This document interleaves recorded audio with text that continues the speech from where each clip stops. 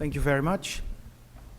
It's quite difficult to summarize about 10 presentations in 10, 15 minutes, but I'll give it a try. I would like to also thank Nathalie Rolf Pedersen for typing and helping the last hours to get the highlights out. But it's our responsibility, and maybe we have missed essential issues, but that can be discussed at the break. So we started this morning with the origins of yogurt, and in this presentation we learned that about 5,000 years before Christ that yogurt was first used, and there was thought of a possibility of a medicine at that time. And in the beginning of the 20th century, the modern history of yogurt started, also by the work of Metchnikov and the Pasteur at the Pasteur Institute, and also identifying the responsible microorganisms for yogurt. And today, yogurt is seen as an essential nutrient source. It is high bioavailable. It has a nice calcium content. It is very relevant in cases of lactose intolerance. It contains probiotics, adds fruits, fiber, or minerals can be added, and it can be used as a healthy breakfast or as a healthy snack habit. And if you look at the user profile, we learned that there is a very different patterns in the world, and Brazil was given as an example where we could see that nowadays, at least in Brazil, especially young people, female people with a high socioeconomic status, and in general a healthy lifestyle, are using yogurt. And that might be changed, hopefully, in the future because of the richness of the product. Then we listened to yogurt in relation to appetite control, and indeed yogurt could play a role in appetite control through different mechanisms, through different ways. First, maybe the replacement of less healthy foods. It provides essential nutrients like calcium. Calcium could be indeed implicated in the way it can control appetite. Then the same holds for protein, and there were interesting preliminary results that 20 grams of protein yogurt reduces hunger, increased fullness, and delayed subsequent eating compared to a regular yogurt. And then it could also be through impact of the food matrix, where the casein-whey ratio is important here in relation to appetite control, but also adding fiber and maybe other probiotics could help in weight management. And then it could be a factor of microorganisms having impact on the microbiota.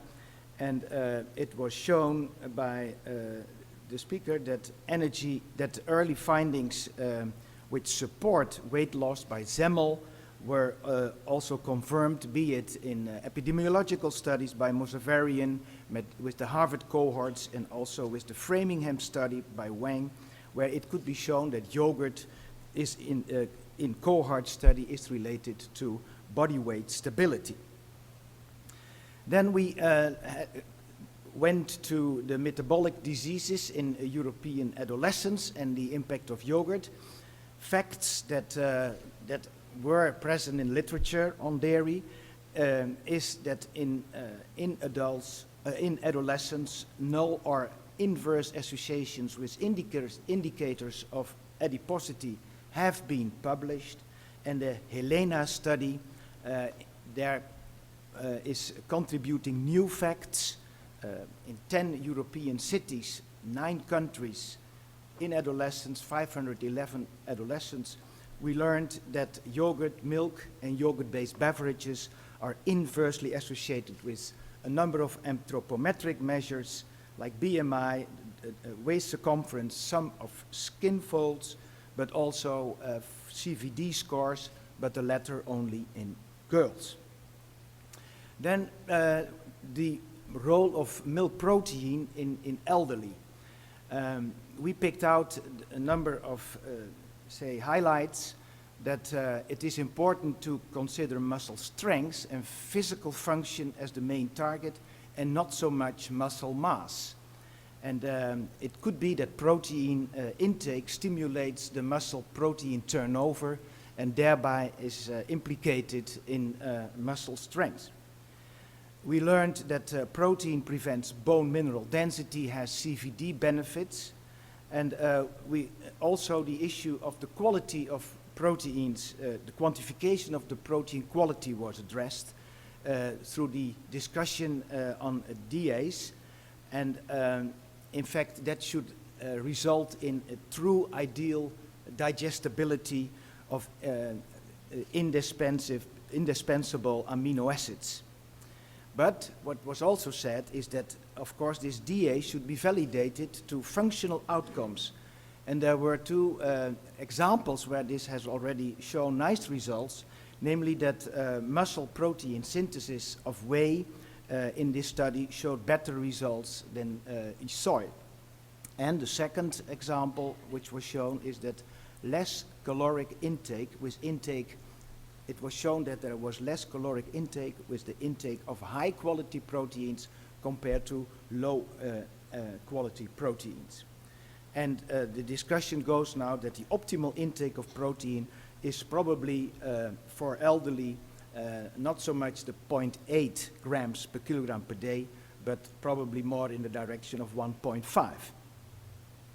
Then the issue of yogurt proteins in relation to musculoskeletal health was addressed, and we picked out two important issues.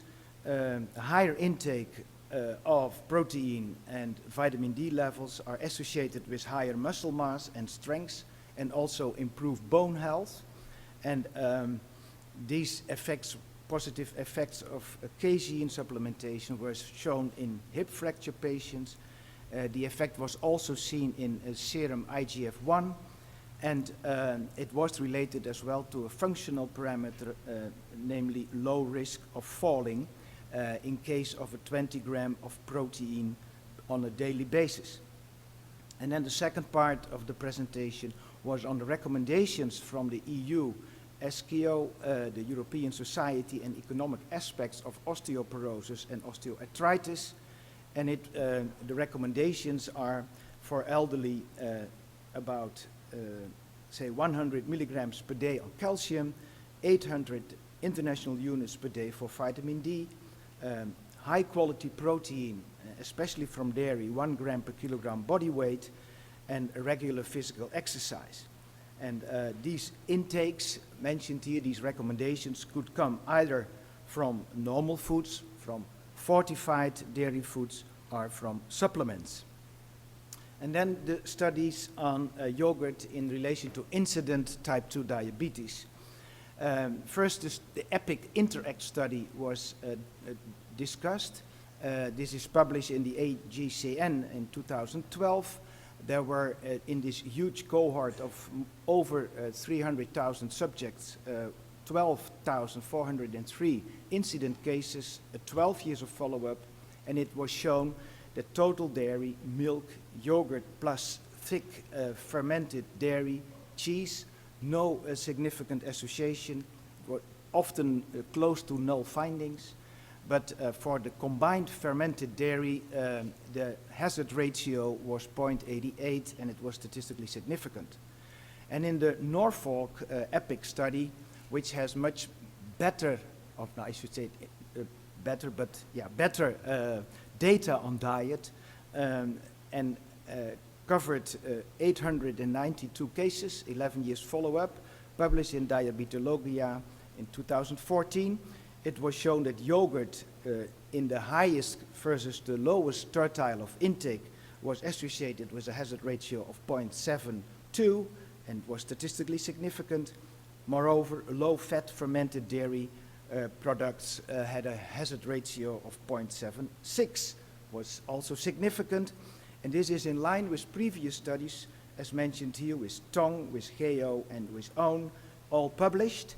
And if you would translate these observational epidemiological findings to public health, it would mean that you would have to eat 125 grams of yogurt per week, and that would be associated with a 28% risk reduction of type 2 diabetes.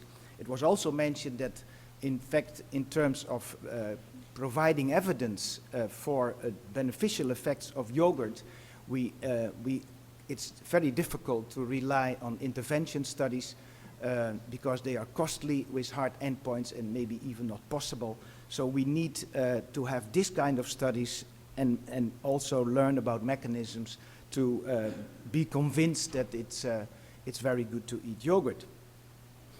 And then the two final presentations, we put the two presentations on the microbiota we put together and put it in a, say, perspective in relation to gut microbiota. It's in fact new evidence coming up, and again here there is clearly a potential influence of obesity and diet on gut microbiota, altering the host metabolic potential. We learned from the experiments, we saw that gut microbiota might increase the harvest of energy from the diet. It might have influence on gut permeability and fat deposition in the adipose tissue and the liver. But the question is, of course, what does it mean what does this mean for fermented dairy products? Is there a possibility that these dairy products could also modulate gut microbiota? I think new research is necessary on this issue. And then the second, certain lactobacilli or bifidobacteria, and we have heard a number, Lactobacillus rhamnosus, for example, may attenuate stress response of the EPA axis. It could reduce anxiety-like behavior. I have to say it's often studied in animal studies, but some human studies are very promising in this respect.